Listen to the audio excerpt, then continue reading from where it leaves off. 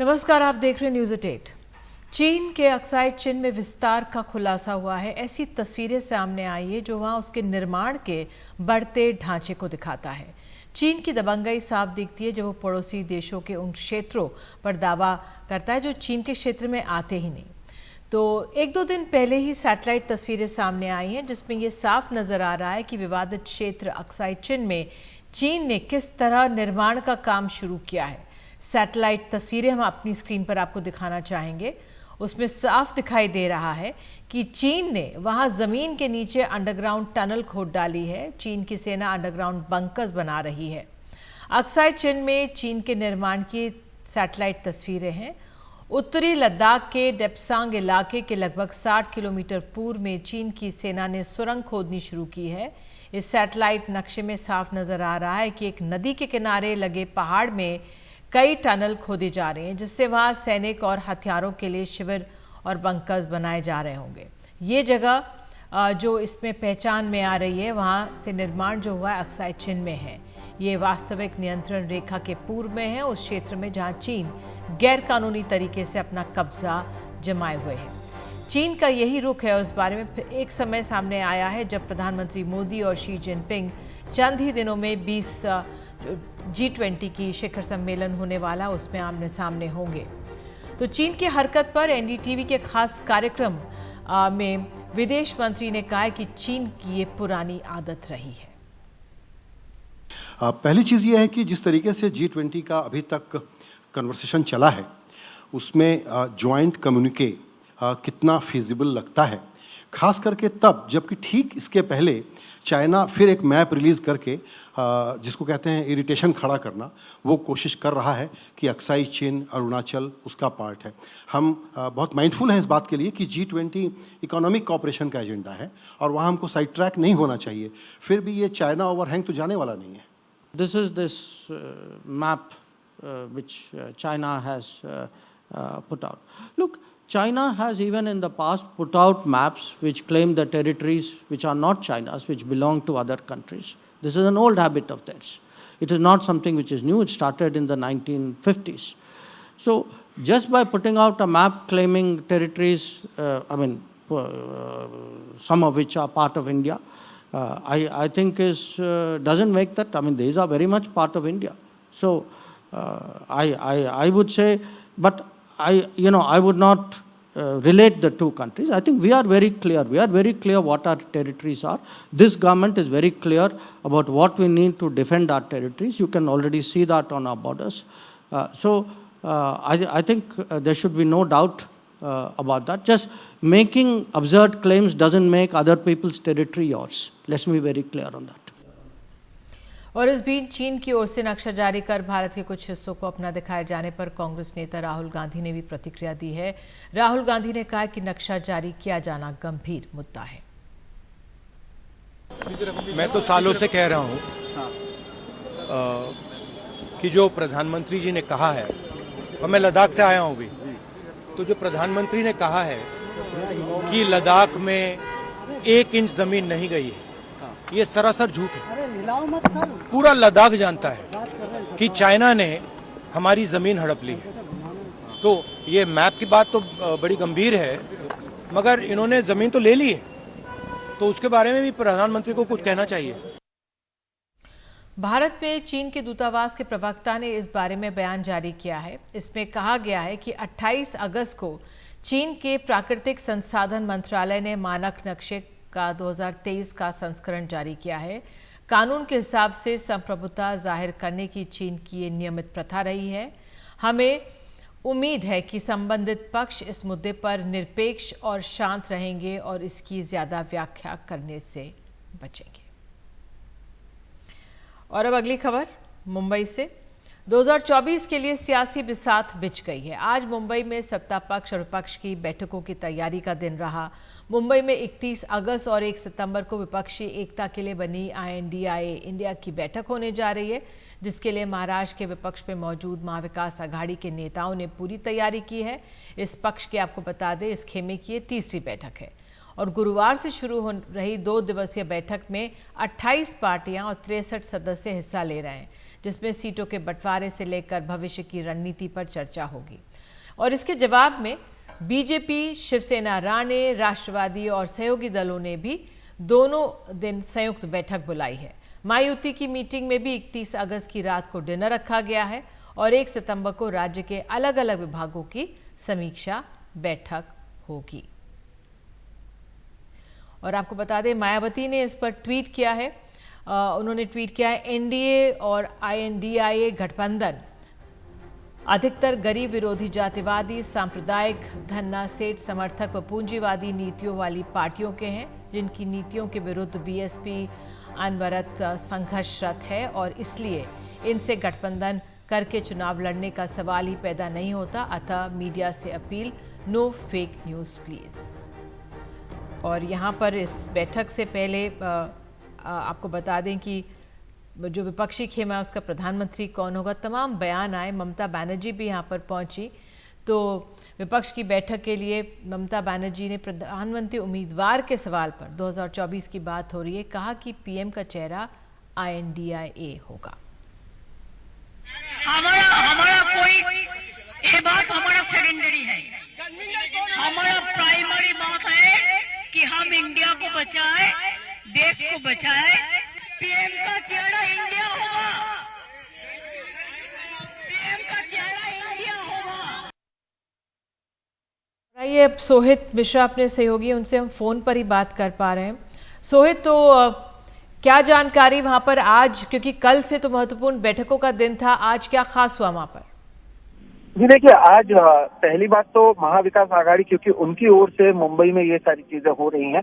मैं आपको बता दूं, मैं अभी इसी होटल के अंदर मौजूद हूँ और जहाँ पर देख पा रहा हूँ कि तीनों पार्टियों के जो नेता हैं उनकी ओर से एक बैठक की जा रही है। सुबह दोपहर के समय यहाँ पर मीडिया को छोड़ा गया था, लेकिन अब कैमरा यहाँ पर नहीं छोड़ा गया है अंदर।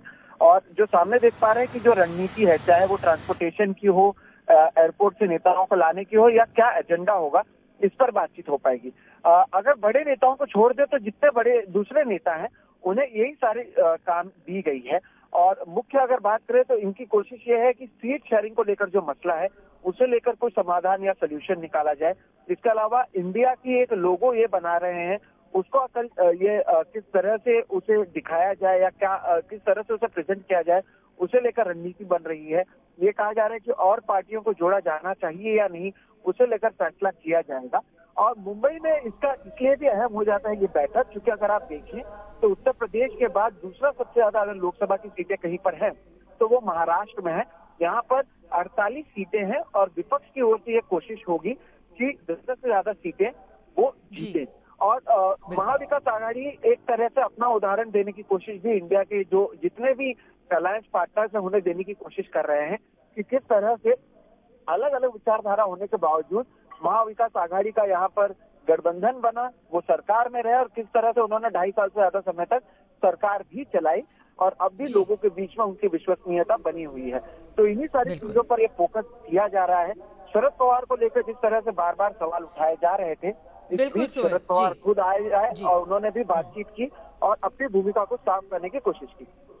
बिल्कुल, इस तमाम अपडेट के लिए धन्यवाद। और ममता बनर्जी भी पहुंच गई हैं मुंबई में और तमाम नेतागण पहुंच रहे हैं और कल से दोनों खेमों की बैठकों का दौर मुंबई में होगा। उधर कर्नाटक में कांग्रेस ने आज 100 दिन अपनी सरकार के पूरे कर लिए और इस अवसर पर राहुल गांधी कर्नाटक के मैसूरू में थे। राज्य सरकार ने अपने 4 वायदों के अनुसार इसमें जो चौथे वायदा था, गृह लक्ष्मी योजना की शुरुआत आज की। इस योजना के तहत परिवार की महिला मुखिया को 2000 रुपए की आर्थिक मदद दी जानी है और राज्य सरकार के मुताबिक इस योजना के लिए 1 करोड़ से ज्यादा महिलाओं ने अपना रजिस्ट्रेशन कराया। कर्नाटक चुनाव के दौरान कांग्रेस ने जो 5 वायदे किए थे उनमें से गृह लक्ष्मी योजना एक है। और इस कार्यक्रम में तमाम दिग्गज नेता, पार्टी के अध्यक्ष मल्लिकार्जुन खड़गे भी मौजूद रहे। लोकसभा की विशेषाधिकार समिति ने सर्वसम्मति से कांग्रेस नेता अधीर रंजन चौधरी के निलंबन को वापस लेने की सिफारिश की है। आज हुई समिति की बैठक में चौधरी ने लोकसभा में दिए अपने बयान पर सफाई देते हुए कहा कि उनका इरादा किसी की भावना को ठेस पहुंचाने का नहीं था।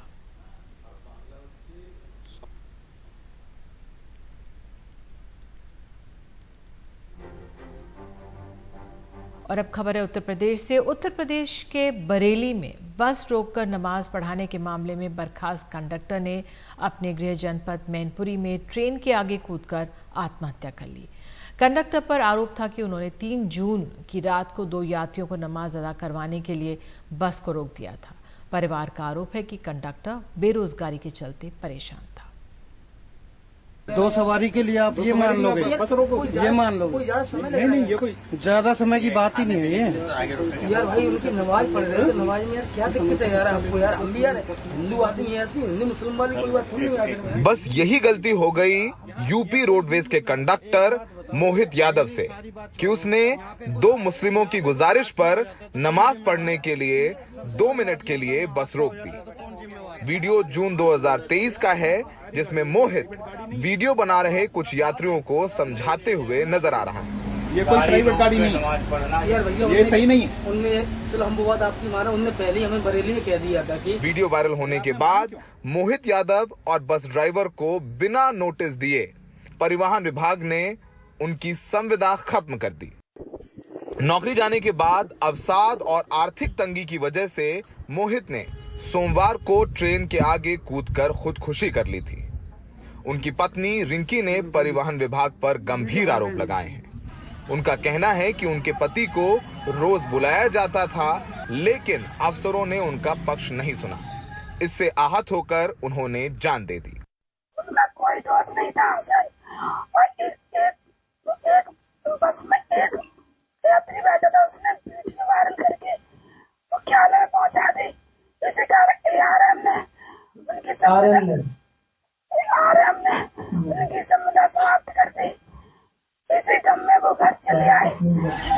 मोहित घर में सबसे बड़े थे, वही पूरे परिवार का खर्च चला रहे थे।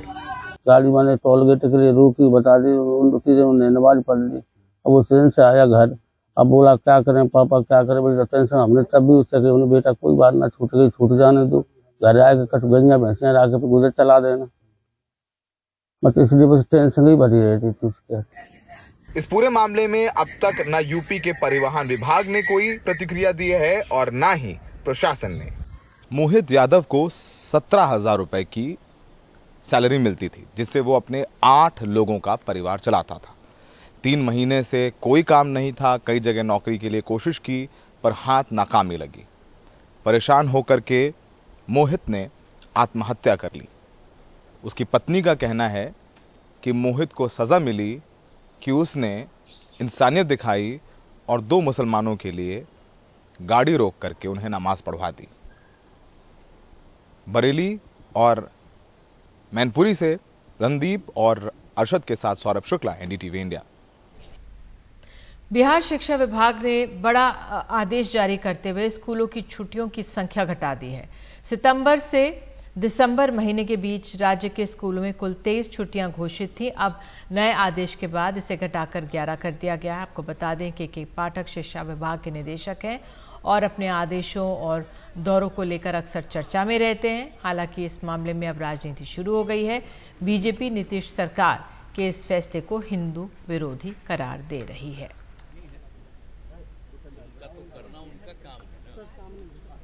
राज्य में हम लोग कह रहे हैं।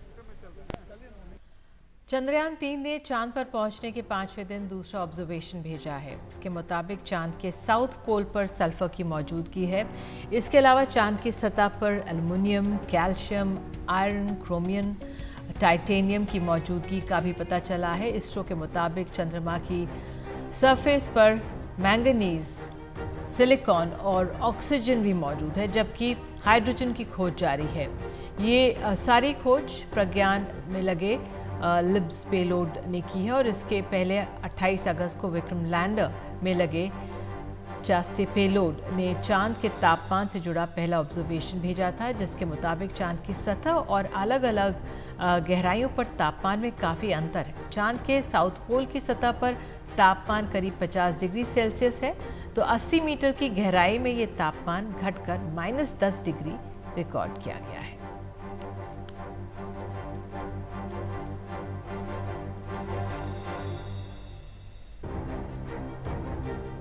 और आज देश भर में राखी का त्यौहार मनाया जा रहा है। आपको दिखाते हैं इस मौके पर आंध्र में कुर्नूल के बच्चों ने शानदार पेशकश एक की है।